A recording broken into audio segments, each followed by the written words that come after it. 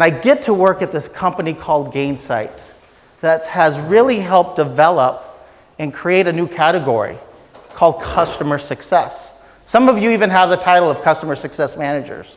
That came through a lot of the work and effort, first initially initiated by a company named Salesforce, you may have heard of, but really propagated by a company named Gainsight. And I really appreciated Mr. House's conversation and presentation. I thought that was fantastic. And it really goes along with who we are as a company, which is a human-first endeavor. How many of us have customers? Silly question. Raise your hand. And if I were to ask you, who are your customers, you would give me names of businesses. But your customers are people. They're other humans. What we do in training, what we do as a service, is serving people. We're serving other humans. And customer success really puts humans at the core. Everything that we're seeing in technology and advancement, artificial intelligence, robotic, autonomous cars driving themselves, hopefully not running people over. There is so much going on in technology that is dehumanizing. We believe, and we're seeing the results, and you're going to start, I'll show you some numbers here, that the companies who pivot towards human interaction and can empower that human interaction in a way that using that data, as opposed to working the other way of trying to find ways to reduce human interaction, the ones that move towards other humans are the ones that are succeeding more and more. Our purpose as a company was really important to define. It's to be living proof that you can win in business while also taking a human-first approach. It's a bit revolutionary. We've all maybe have worked for companies, I certainly have, where it's about consuming as much as you can from your customer. How many licenses can I get them to sign? How many classes can I get them to take? How much money can I take from my customer and then move on to the next one? Our mission as a business is really to help deliver success to our customers and help them deliver success to theirs so that they can have a sustainable growth. And we do so on what we call our 5 core values. One of my favorite values is a success for all. And it's being successful in what we do, but also putting our customers' success. We even have what's called employee and family success, which is also important. And we do this under sort of 3 auspices. The first is our software platform. We have a piece of software that really helps all of this. We have some thought leadership. We literally wrote the book on customer success. And we do things like this event, which I'm not going to demonstrate our product to you. I'm not going to talk about Gainsight, the platform, and how much money it can make for you and embolden your businesses. I'm going to share with you 2 things. Number 1, help you to understand in a way that it might be a little different, more provoking, about who a customer is and what customer success is about, because we all have customers. And the second is going to be much more tactical. In fact, I met with some of you last night at the pub crawl. That was fun. And I was almost crawling back. Not quite used to the pints that you serve here. So that is something we're certainly having to get used to, Zach and I. But the community piece is in consuming and understanding who my audience was. I literally redid the slide deck this morning because I want something actionable for you to take away. I don't want to spend all my time here on theory. So we're going to walk through some really practical ways in which you might be able to do some journey mapping. So I'll give you some real key tools. You'll have the copy of the slide deck for you to take back on that. And hopefully, in the next 30 minutes or so, I'm going to do my best to deliver a handful of, again, a challenge from Mr. House, 4 minutes of excellence. So here's my 4 minutes of excellence. I've already started that. I didn't feel too great about the first start, but we're going to roll into this. As I said, these are some big name companies, and they're starting to see some pretty big results. 49% of publicly traded companies, 67% of the top software companies in the world, over 2,000 brands, are beginning to understand this concept called customer success. Cisco, IBM, combined almost $2 billion, I think, shifting towards endeavoring upon customer success. Microsoft, thousands of employees have been shifted towards changing the way in which they're engaging customers, leveraging the customer success approach. Why is that? Because there's a change happening. We're in the age of the customer. The customer has more choice than they've ever had before. Literally. We have disruption happening everywhere through the cloud. Most of you probably have software that's in the cloud, right? Delivered in the cloud? Yes? Some of you may still be shifting that way. Social media is a huge aspect where companies, customers, people are giving their opinions. When they come to buy your software or your service, they already know about you. All they have to do is go to any review site. Everybody's connected. Customers have more choices, they have more power, and this has shifted for a business that there's more risk on you. And there's more imperative for you to be focused on your customers. This is an example right here, all these logos, of one solution. And that one solution is a virtual conferencing solution. Some of you may have used this for your conference calls. At Gainsight alone, we've used 3, and I've only been with the company 4 years. That's how quickly you can change solutions. And all of these have features that are great and serve companies really well. But this statement here is probably the biggest difference. Is companies don't want transactions anymore. Customers don't want transactions. That's what we've done up to this point. They want outcomes. They want guidance.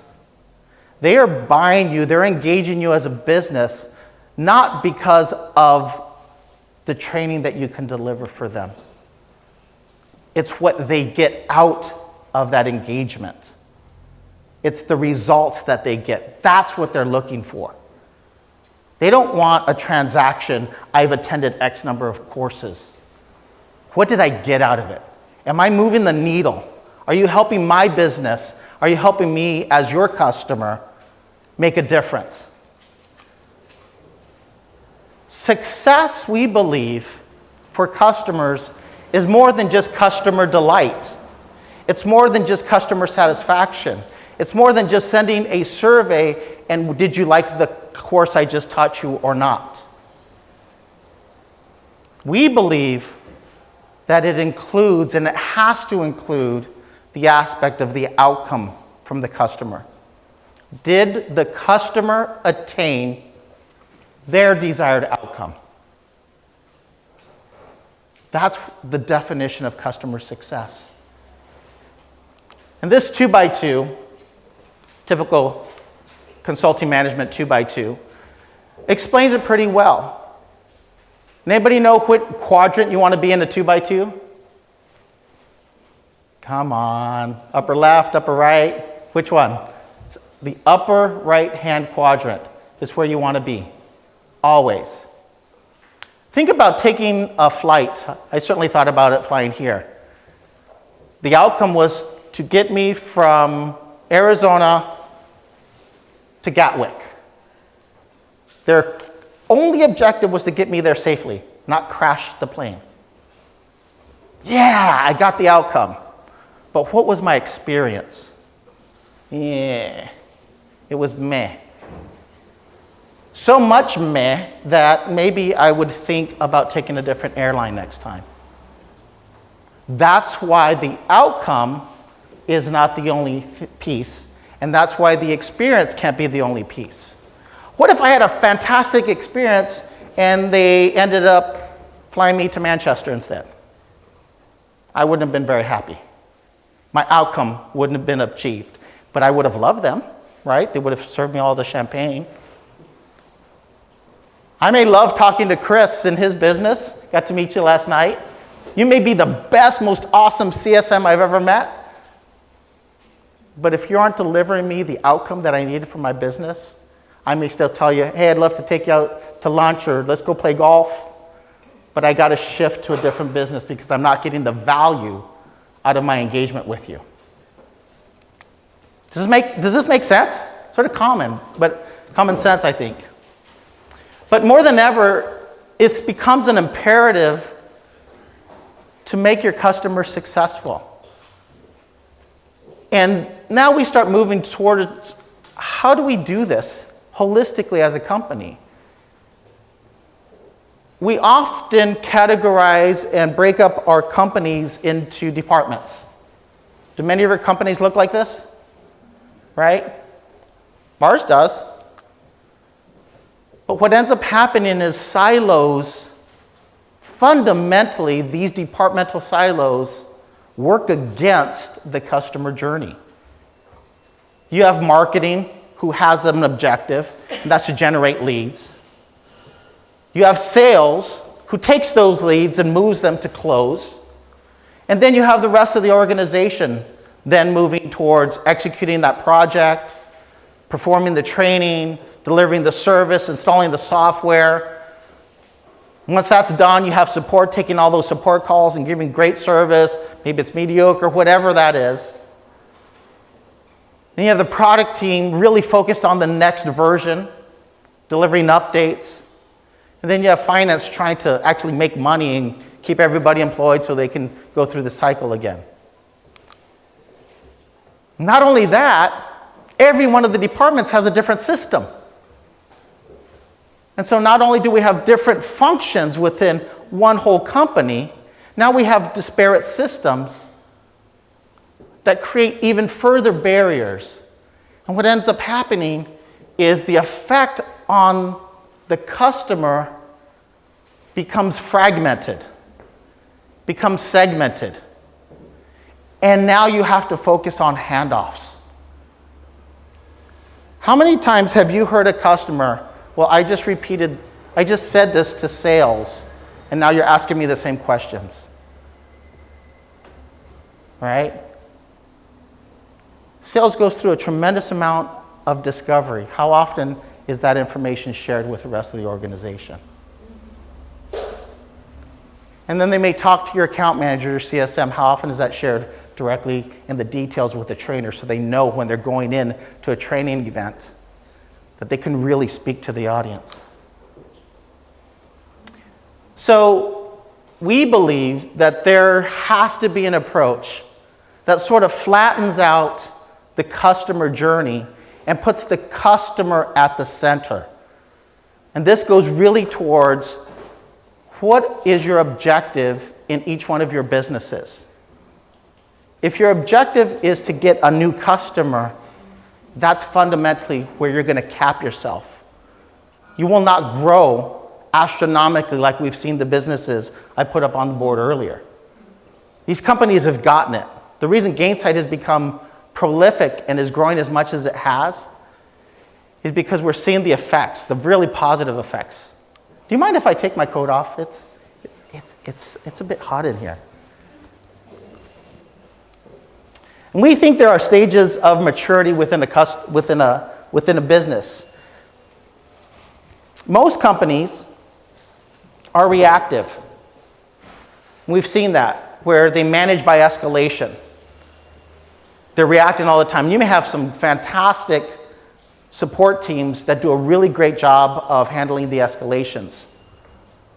But the companies, as they mature, they begin to get insights. They begin to get data and collect that data and begin to consume what they have in front of them to deliver better service. And it should fundamentally lead towards changing how you're delivering your service to your customer. Do you have a feedback loop? You were just talking about the feedback loop that you're getting from your customers via surveys. Most companies are great at surveys. Most companies are terrible at taking action from the results of that survey. A lot of the time it's, hey, board of directors, or hey, executive, look at the survey results from this test, from this courses that we've got over time. Our NPS score is going up. Well, what about the NPS scores that were low? What are you doing about it? What actions are you taking? This is really, again, putting the customer at the helm, as opposed to your department heads or your department objectives. We've taken an approach, we've built a framework. You can certainly look at this. But leveraging Gainsight and the platform, we've identified that there is a need. And this certainly is probably true for your business. Companies don't want transactions. They don't just want a piece of software. They don't just want a training. They want your guidance. They want your expertise. You should be able to differentiate yourselves from your competitors, not because of what you do, because of what you know.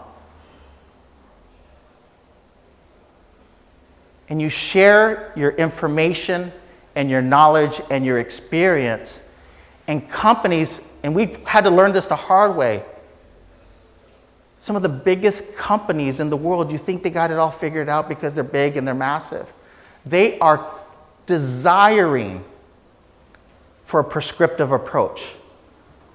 They want, literally, most want you to come in and say, this is probably the best way to do it. It is okay to take a challenger mentality with your customers. The concept of your customer is always right is actually wrong.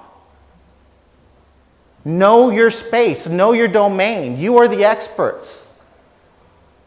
It's okay to say, in our experience, this approach that you've just described probably is not going to end well for you. At the end, you're the customer, this is your solution, that's fine. Go ahead and take the approach, but I have to advise you, what's worked really well in this scenario is to take approach A, B, and C. And in fact, let me show you how to do that. Let me help you build a training program appropriately for your business. And that's why the shift of just focusing on the customer delight and satisfaction is so fundamentally important, to scope beyond. You are actually advocating on the customer's behalf to achieve their outcome and what they're desiring. I'd like to focus on some time here on customer mapping. I only have about 10 more minutes. How many of you done a journey map? Any hands up? What has been your experience with that? Has it been difficult? Yes, yes. What's been the most difficult piece of it, Audrey?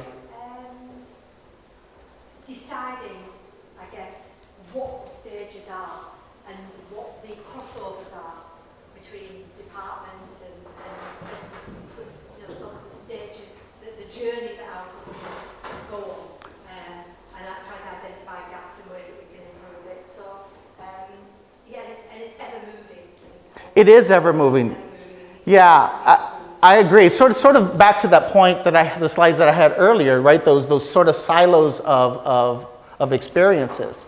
So the next handful of slides is going to sort of create some tools for. I'll deliver some tools for you so that you'll be able to possibly find a way through those barriers. The first one is you have to know the desired outcome of your customer. How many of you all deliver training, is that correct? Is that your primary suit? How many of you go in and say, what do you expect to be the result of this training? Why do you ask that question as opposed to what training modules do you want to take? So, the short answer to that is because if as people we can visualize a result, we can achieve it. That's right. That's absolutely correct. You have to find out how they're measuring you. And you need to find out, why are they doing this training? What's the result of their training? Are they doing this training so that they have improved performance? Then they should be able to see that improvement of performance. You want to get locked into that KPI. You want to get locked into that metric, to that performance metric that is driving their service towards you. So you have to know the desired outcome of your customer. Sometimes they don't even know that. Sometimes they were just told, go get some training. Go find a company that'll do training here.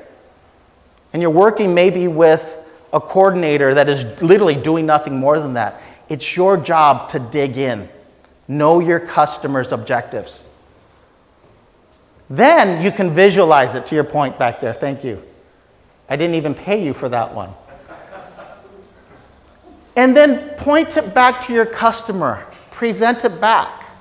And the reason you present back your customer journey to your customer is because it gives them confidence. You say to them, listen, for the kind of business you are, this is a typical customer journey. I'm going to sit with you. We're going to go through this. But we're going to walk you through your journey from inception all the way through. It gives them a level of confidence. It tells them you know what you're doing. And in fact, it tells them you are more interested than the transaction. You're more interested in their business than just delivering that piece of training or that content. You want it to be meaningful. You want it to have an effect. Now, I suppose most of us are not solving cancer or trying to cure it or saving lives in the operating room. We have to find purpose in what we do. It has to be meaningful. And so, how do we do that? I think we have to take it back to the human approach. So sort of a sample customer journey is you look at it from the customer's perspective. They go through an onboarding. They typically go through some level of adoption if it's a piece of software. Hopefully, they expand its use. Maybe they deliver more of your training. And then you have a seasoned customer, and it cycles. But often, and this is certainly true for any of you who work in delivering software, there's a reactive side, and then there's a proactive side. Most companies sit where? On the reactive side.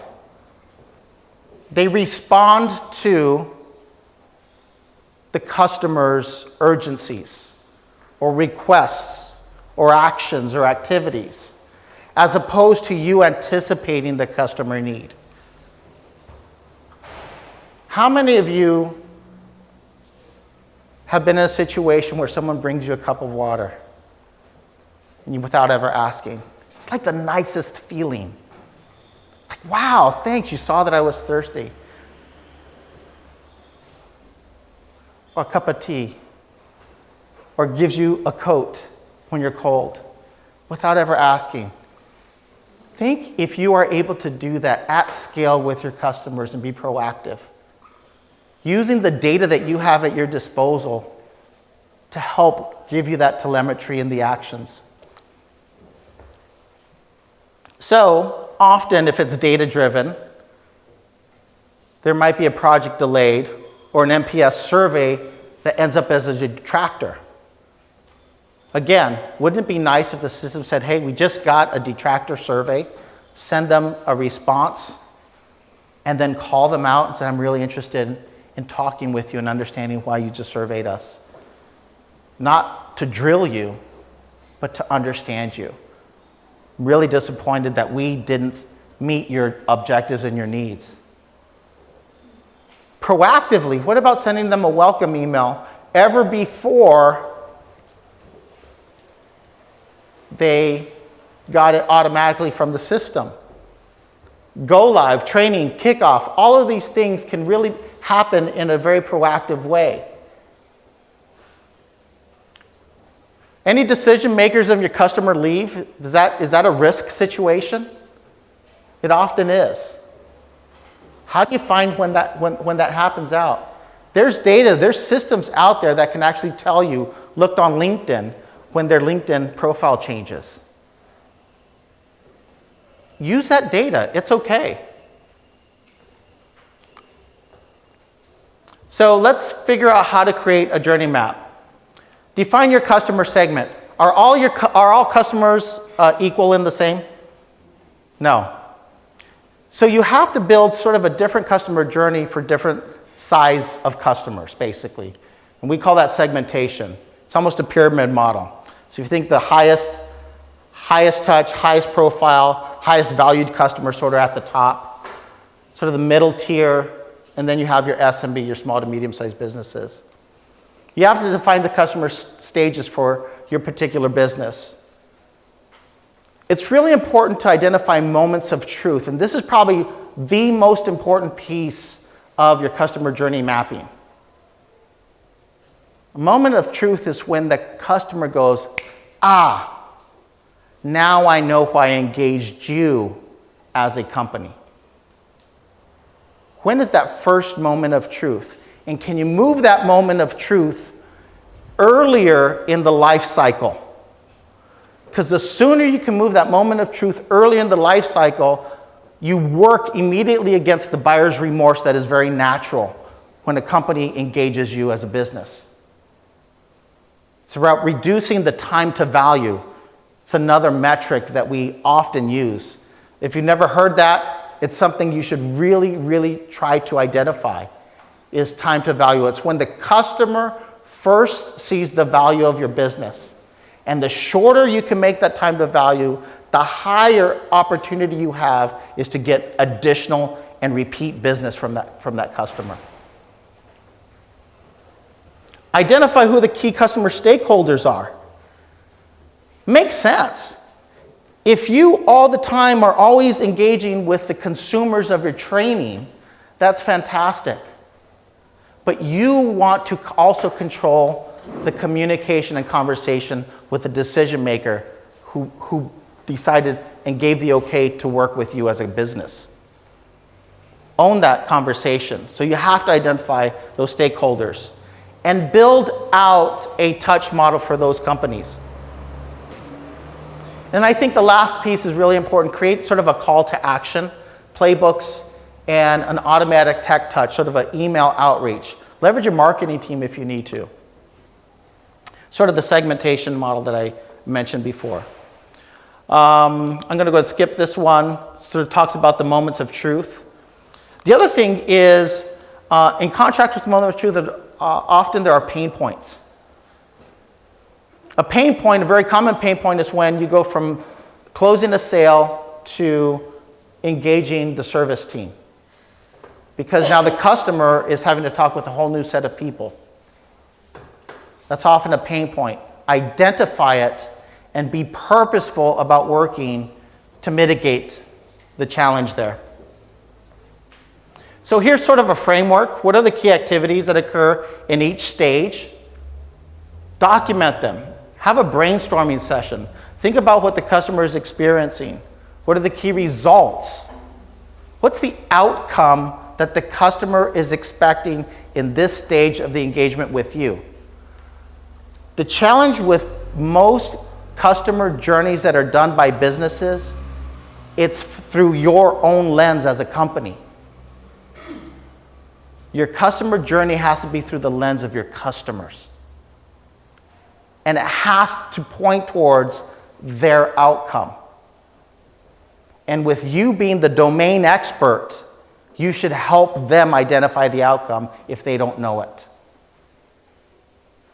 And that kind of relationship, because you are truly advocating on their results, puts you in a place your competitors are probably still very transaction focused. That's what we've seen. It's a truly pivotal difference. So this is actually a screenshot, believe it or not. It's a picture that was taken through an exercise we did with one of our customers. Think about this. Gainsight sells software, and we make good money with it. But for this particular account, we identified the truth and the fact that the customer hadn't built out really strong journeys with them. So we went in and went through this exercise. Because we knew for them to attain the outcome that they had initially desired in purchasing our software, that they wouldn't get the value out of it if they didn't fully comprehend the outcome that they were trying to deliver. And they had all of these disparate teams working out of sequence with each other. So we literally did this first. It was part of their success factor. Don't go in and just deliver training. Make sure you understand why. What's the purpose? What's the intended goal? What's the customer's outcome of this? Define the key personas. What's the executive sponsor who signed your contract expecting? What about the product champions? What about the end users or the individuals training? Each one of them have slightly different answers to this. And you better have all of this really understood holistically. Again, this is a major differentiator between probably what most of your competitors are doing. Build out a RACI playbook. Anybody familiar with RACI? This actually works really well. So RACI is a framework that allows for, let's see if the next one, maybe I took it out. I did. So RACI is a sort of a 4x4. So you take all of the functions within your own company, training, support, delivery, sales, marketing, and you go along the journey of my customer on all those different swim lanes. Who's responsible for this particular portion of the life cycle? Who is accountable? Who needs to be informed? And who needs to be consulted? That's what the RACI framework does. And just Google it. There's plenty of information on how to sort of deliver that. I've given you a typical half a day agenda you may want to follow internally.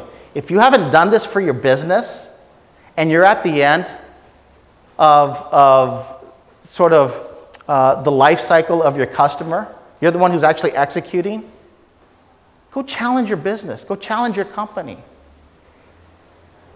Saying, this guy named Ruben came from America and he told me something I really hadn't really contemplated in my role. I think we should probably do this. Don't do it for me, do it for your business. Look it up. And don't even do it because there's recommendations coming here. Companies all over the world are shifting towards focusing on their customers' outcomes. And I encourage you to do the same.